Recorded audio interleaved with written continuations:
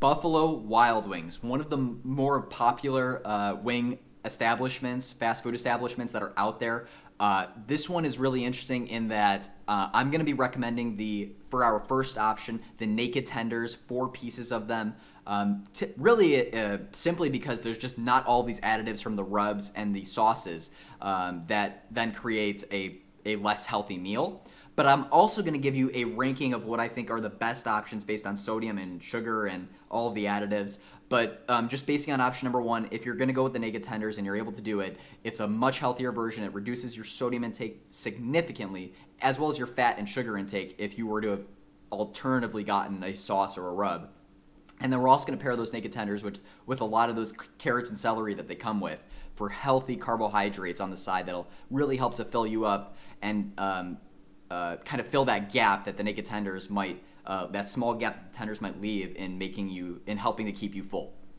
So going on to if you're going to get a rub or a sauce, the way that I rank it is that I look at the sodium levels and I just say, look, if all things being equal, which is more or less the case with the seasonings, I would put the ones that have the least amount of sodium as the best options, just because this one's going to reduce your blood pressure. It's going to reduce all of the negative aspects that come with a high intake of sodium, such as blood pressure or high cholesterol. So the first one that I recommend is the Desert Heat. It has only 250 milligrams of sodium per serving, and then the next one down would be the Lemon Pepper, which only has 40 more milligrams of sodium per serving.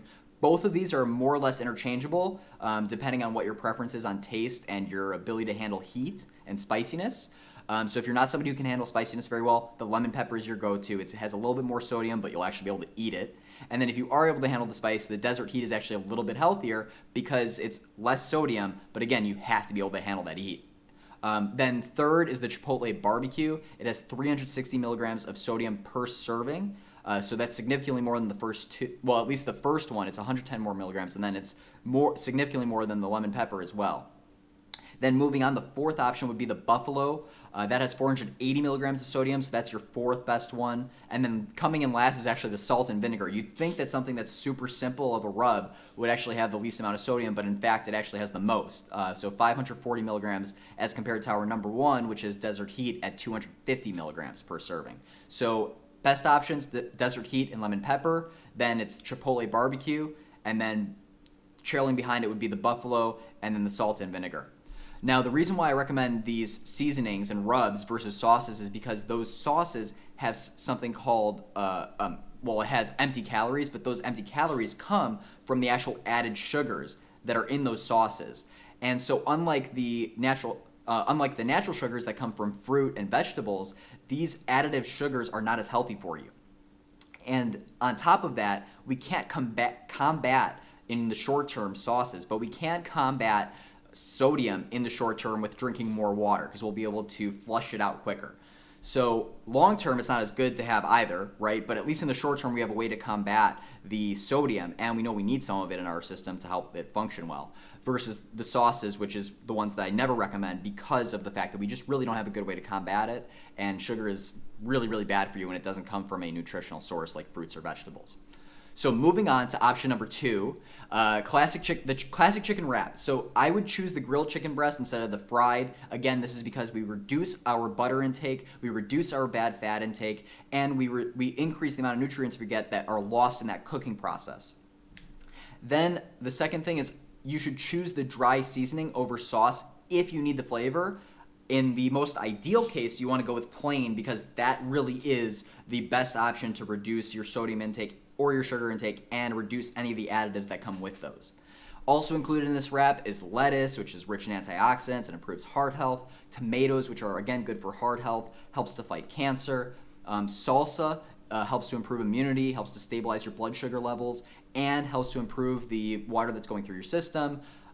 You can also request this on the side, but really it's healthier than most other salsas at other establishments. So you can really just take that even in the actual wrap, and you don't even have to get it on the side.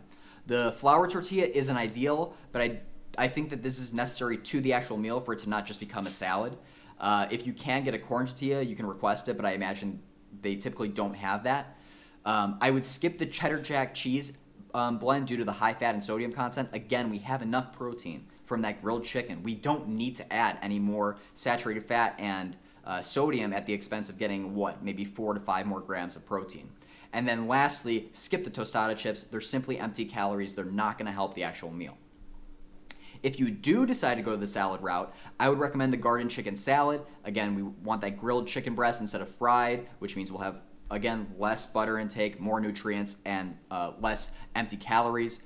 House greens are included in there, which are good for cardiovascular health, gastrointestinal health, and metabolism. They've got red peppers in there, which are good for immunity and eyesight.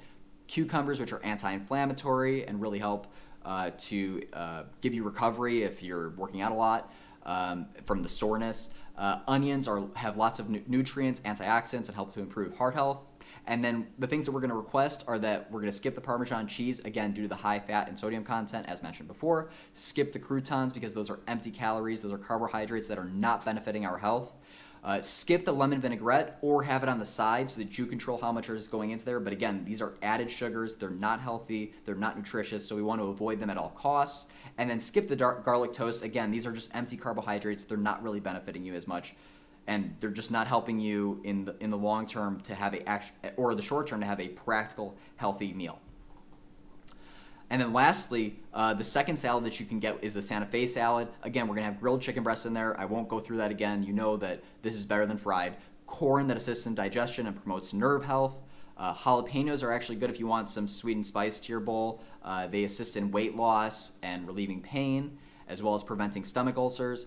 Avocado, really the super vegetable, superfood. It has 20 different vitamins and minerals, helps improve heart health, has those good fats, monounsaturated, polyunsaturated. I would actually skip the desert seasoning due to the high sodium that's already in it. If you have to get it, again, remember Desert Heat is one of the better seasonings. It has the least amount of sodium per serving. And then, again, skip the cheddar jack cheese to reduce that saturated fat and sodium intake. Skip the tortilla strips because those empty calories are coming from those carbohydrates that are not nutritious. And then skip the cilantro lime ranch because the empty calories are coming from added sugar, really the most unhealthy source.